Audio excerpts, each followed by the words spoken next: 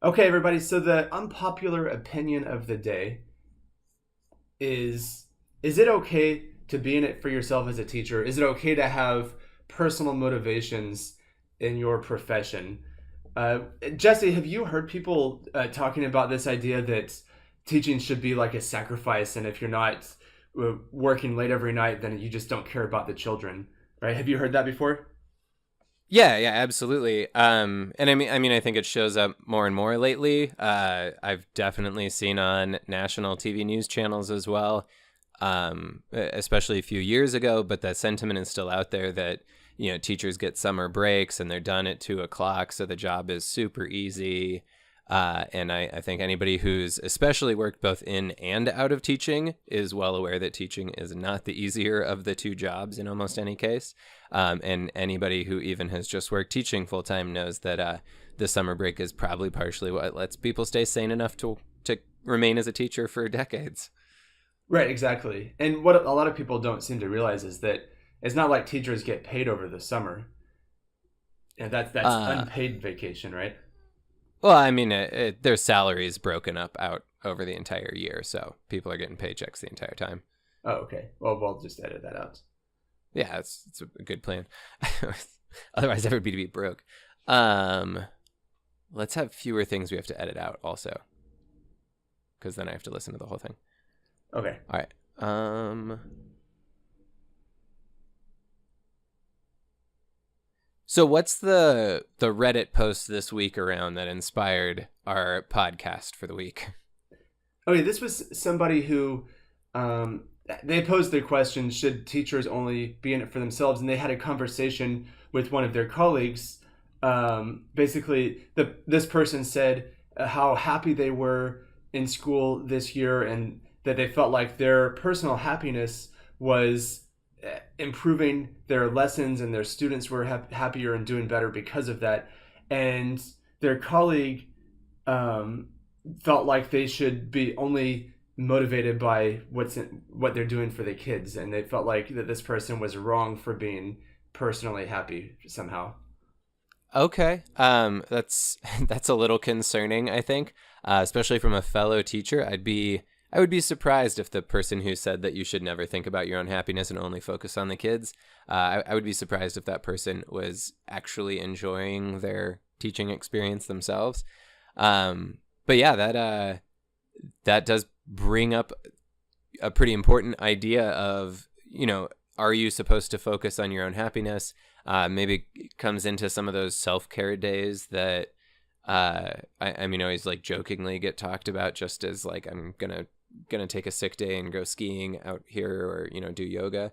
But yeah, staying happy as a teacher. And it looks like on that post too, he talks about switching, from one school to another and having a completely different experience as well. And I do like this phrase he uses in there. I didn't look forward to teaching and didn't bring my passion to teaching. I'm sure I was not as good a teacher as I could be, and I was concentrating on surviving. I think a lot of teachers feel that way in their first year or two. Would you agree? Yeah, I mean, I know teachers that feel that way year 10 still, and are, feel like they're just struggling to survive. And I mean, I see a few things show up here, but I think one of the first ones is just that idea of giving yourself permission to be happy as a teacher, as well as that also means like giving yourself permission not to work yourself to death, because there's definitely that mentality of, if you're not putting in 60, 70-hour weeks, then you're not really doing your best as a teacher. And I think if that's resulting in angry quitting teachers all over the place, that's really not serving the students either. um, I don't know, I always think of one of the schools we worked with at the adventure center we ran together. um, Outside at lunch there was that group from one of the local charter schools that had several African refugee girls in it. And I remember, like, even after spending the morning shooting archery or rock climbing or doing something else in this amazing center, these three girls sat out basically under a tree in our landscaping and played a game pretty similar to Jack's from the refugee camps, that they were playing with rocks. And, you know, you'd throw a rock up and pick up 2 rocks and catch it. And you'd throw a rock up and pick up 3 rocks and catch it. Just sort of a gravity-based Jacks. And they were having the best time of anybody in the entire center that day. Even though these were girls like out of a war zone who'd lived in refugee camps and had a completely, you know, every possible reason to act aggressively and traumatized and, you know, be negative people. You know, students you'd expect to have the, like, you can't understand me, you don't know my life kind of attitude that I also saw in lots of at-risk kids where I worked as a re-engagement specialist.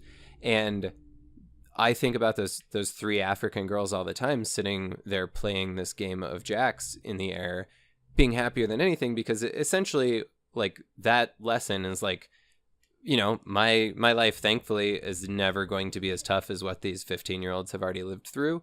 You know, unless I guess the zombies come or something, but they still were able to sit down and just have an amazing time and love their day.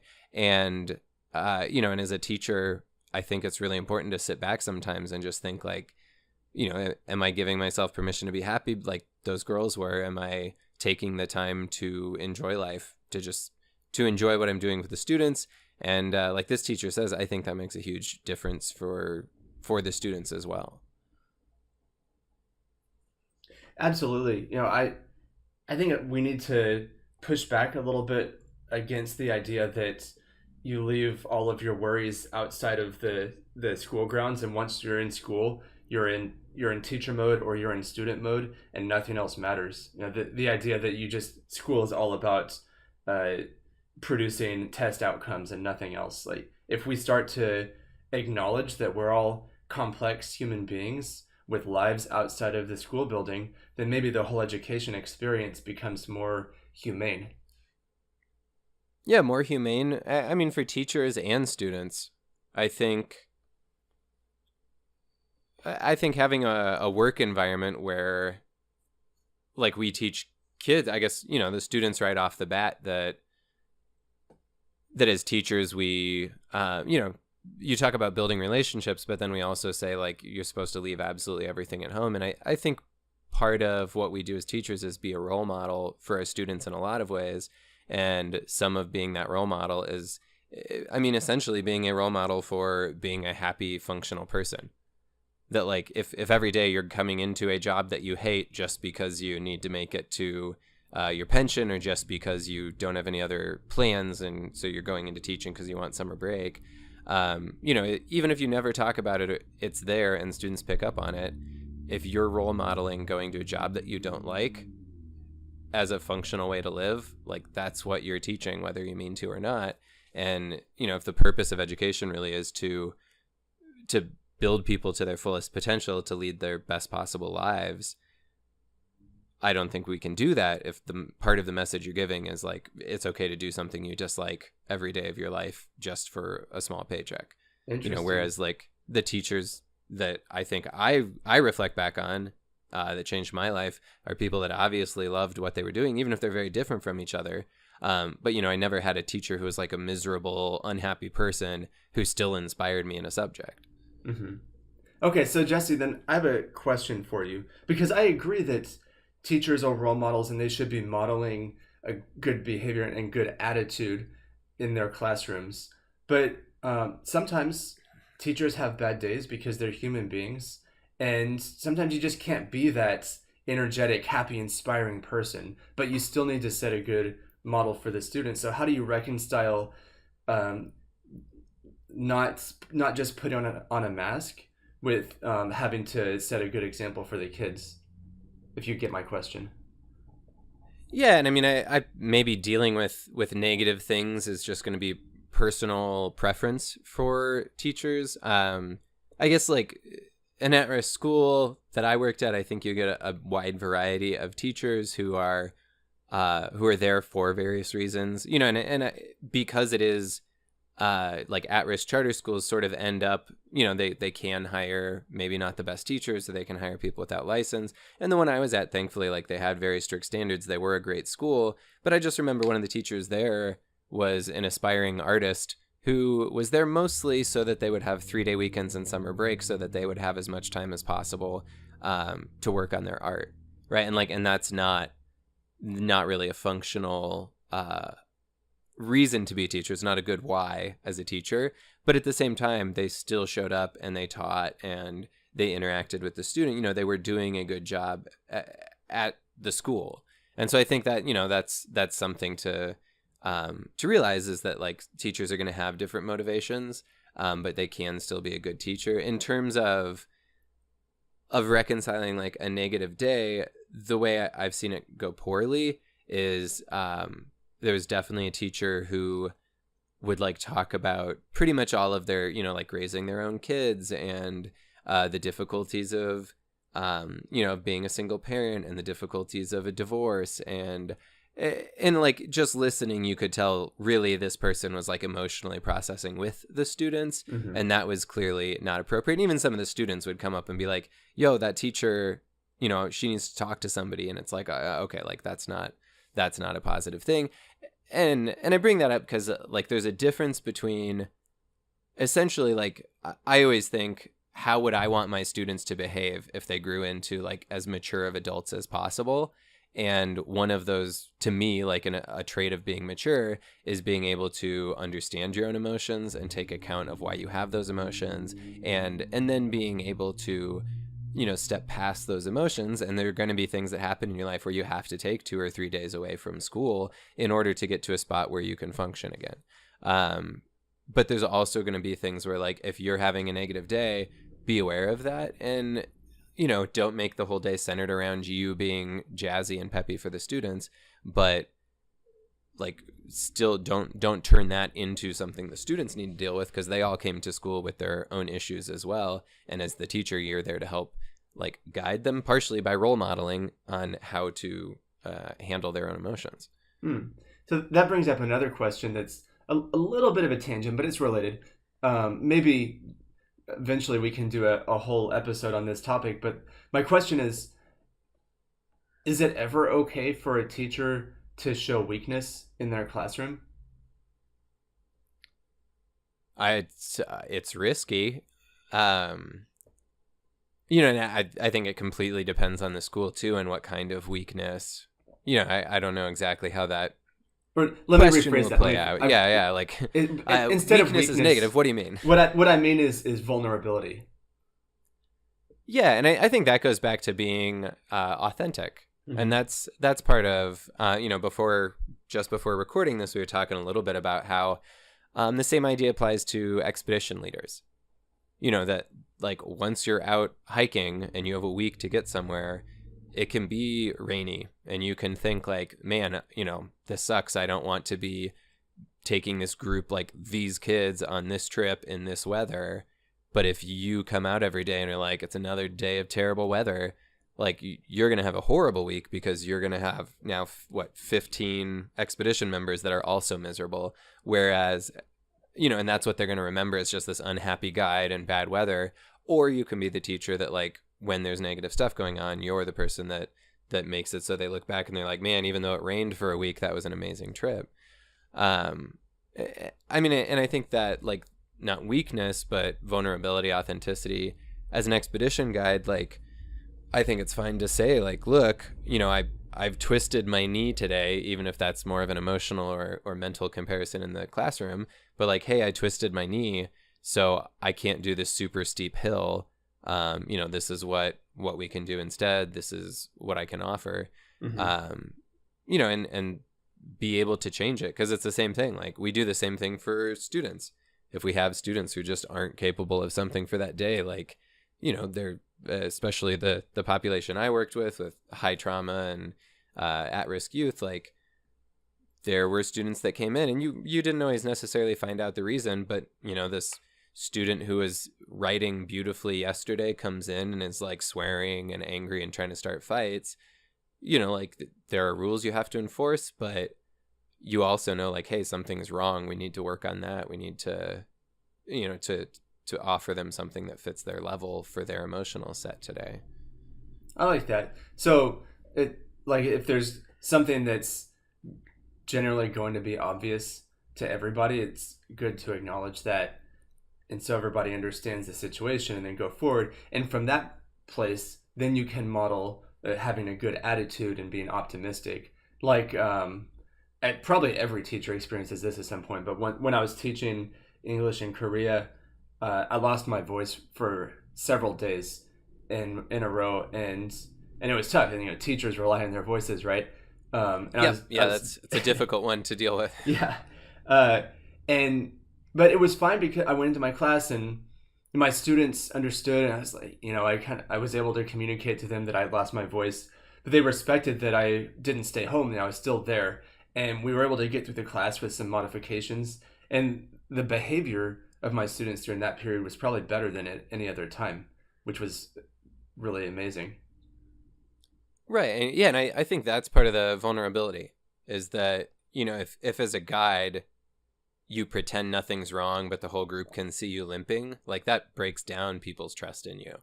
If you're going to lie about this obvious injury, this obvious bad day, what else, are you hiding from them? How are you not being a realistic guide?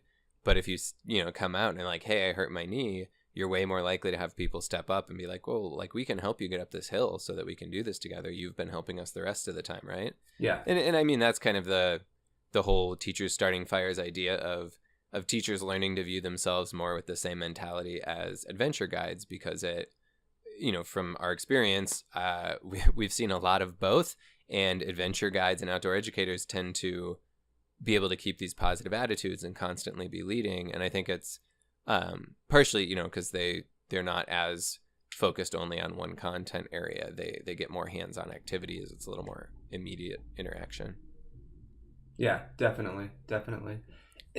That makes me think of one of my personal values in a leader, which is transparency. And I think students value transparency in a teacher, and they respect that. And that doesn't mean that they expect the teacher to air their dirty laundry in class, But right. But to just be transparent about a situation, whether it has to do with discipline or a test or any situation happening in the school, just say, look, this is how it is. This is a situation. This is why we made the decision we did, and respect the student's ability to grasp the situation. I think people appreciate that a lot. Yeah, absolutely. And right. And being able to, I think that lets you treat the students as at least on their way to being adults, depending on the age of student you're working with.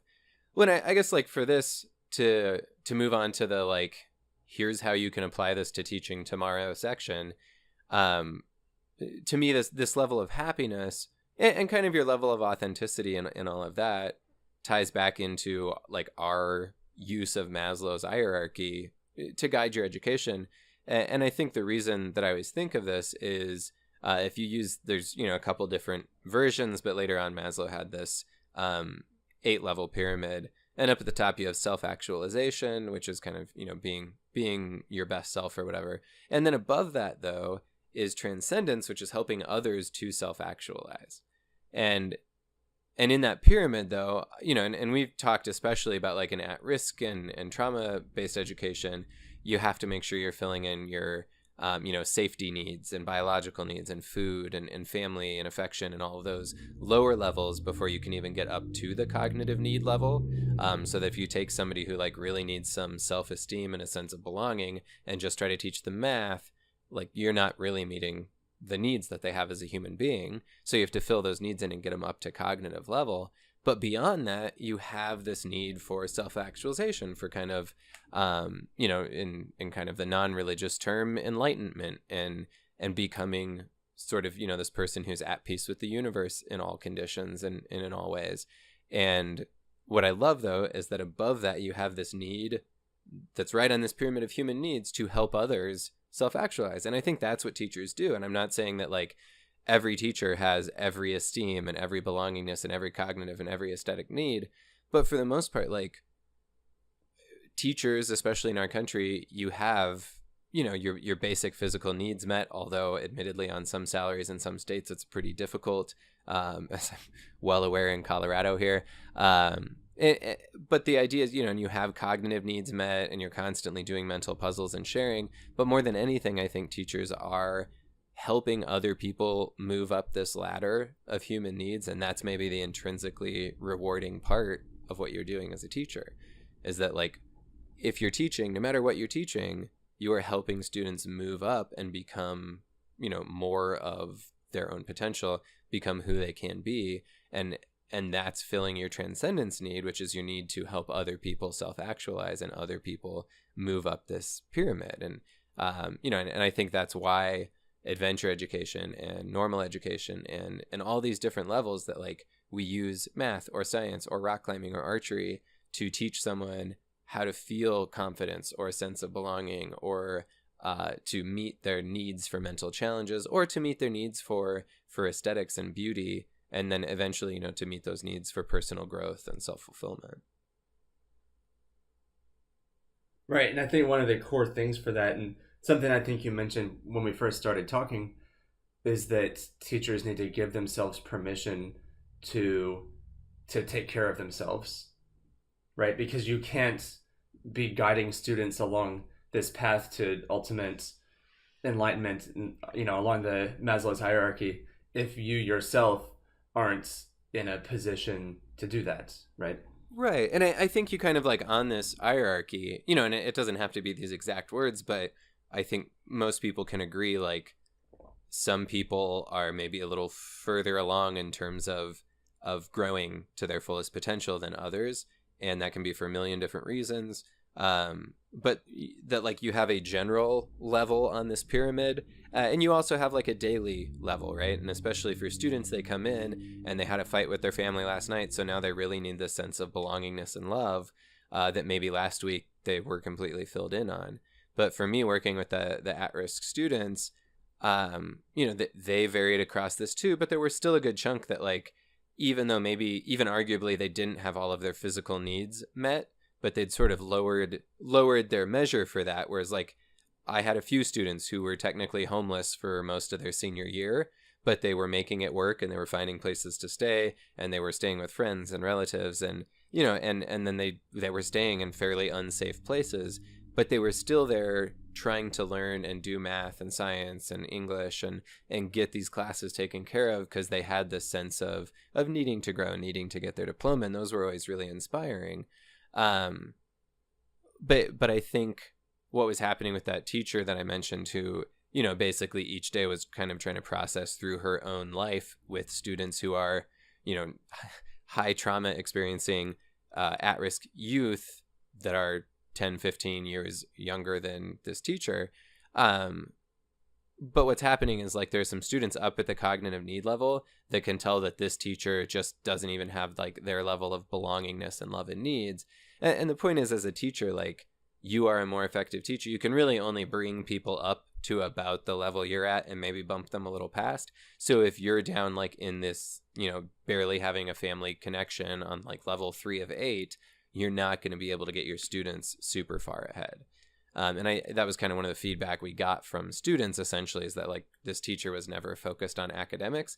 And I think it's because there are several levels under the cognitive needs. They didn't really need all of this, cognitive analysis of literature. They needed to get themselves up to that level. And I think that's what's important to me as a teacher is like, if I am not up at a level where I am trying to develop my knowledge in the cognitive level, I'm trying to develop my sense of beauty and balance and art and form and the aesthetic need. And I'm trying to, actively work on personal growth and self-fulfillment. And part of that is like fulfillment is where that happiness comes from.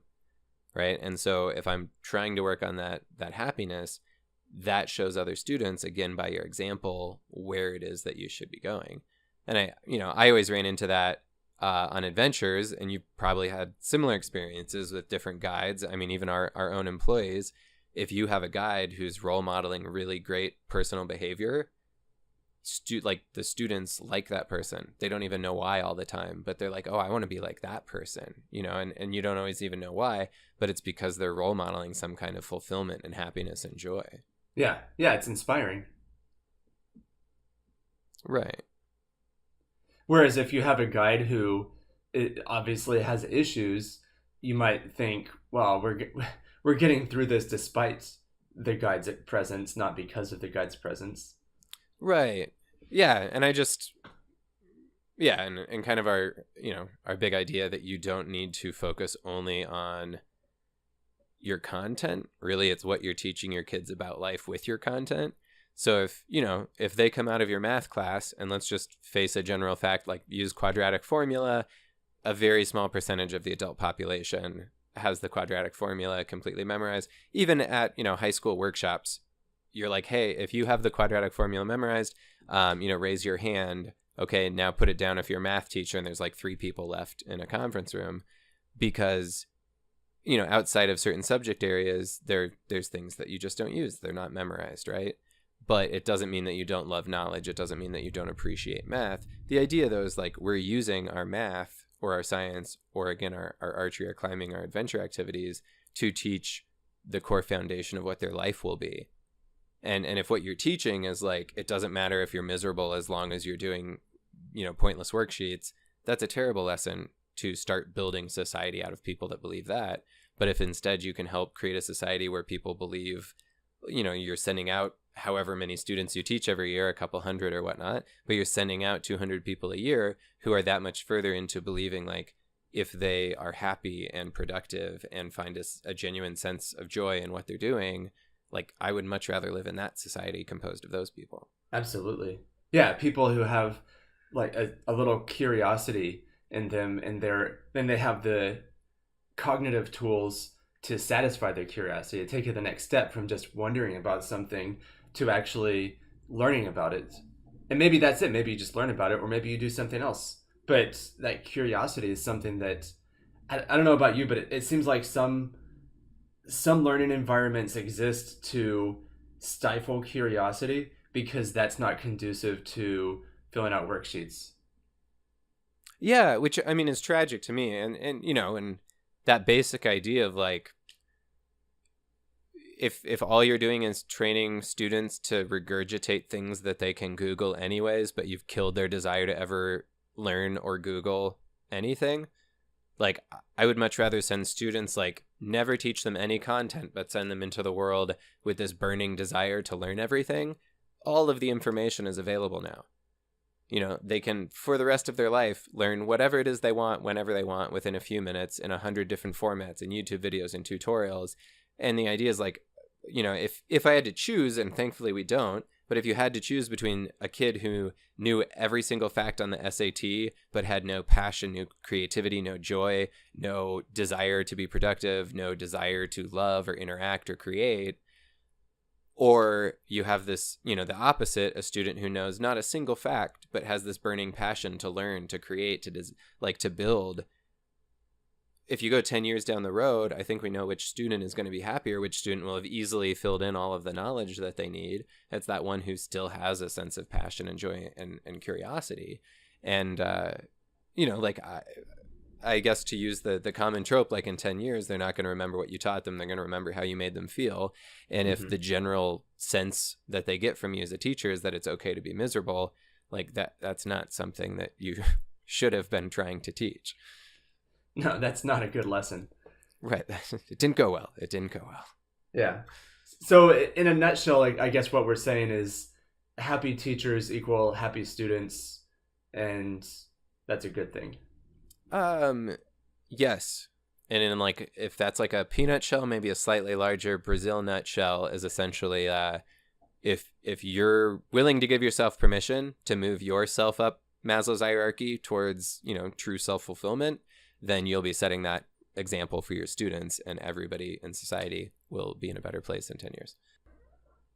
If anybody out there has any questions or comments or feedback, or if they want to submit something to be used in a future podcast, they can send that to info@tsfires.com, and Jesse will read his email and we'll put it in the next podcast. All right, so that's just about the session, since we're trying to get these down to more of a daily commute instead of a full class period podcast. Thank you guys for joining us. We love having you here, and we're hoping to spread the ideas of Teachers Starting Fire to to have teachers in traditional classrooms be just as happy as adventure educators, and to have some of that adventure mindset that makes it possible. We've been developing a few products. We don't have anything specifically on Maslow's hierarchy, but again, if you are ready to start trying out just a slightly different classroom environment, we have a couple different products. If you would like a completely free sample, there's a craft stick. If you can find 5 craft sticks, aka popsicle sticks, trying not to get sued by the popsicle companies, but if you can find 5 craft sticks per student, or just 5 and make them share, I don't know your resource situation, but if you can find 5 minutes and 5 craft sticks, we have a downloadable video that is a silly little hands-on experiential education activity that we would do with students, and I've done it all sorts of age ranges, and you get pretty similar results where students start to become engaged. The bad students start becoming the leaders because you're out of their hair and they can just help their classmates. It's anchored in all of the experiential education background that we use in all of our materials, but it's a very fast, easy way to try it out. And if you're like, hey, I've done the craft stick, or really I'd just like to step it up and really start building an adventure mindset culture in my classroom, we also have a Circle Games adventure pack that you can purchase as well through our site, tsfires.com. And if you would like to download that craft stick video I mentioned, tsfires.com/stick. See you around, and thanks for listening.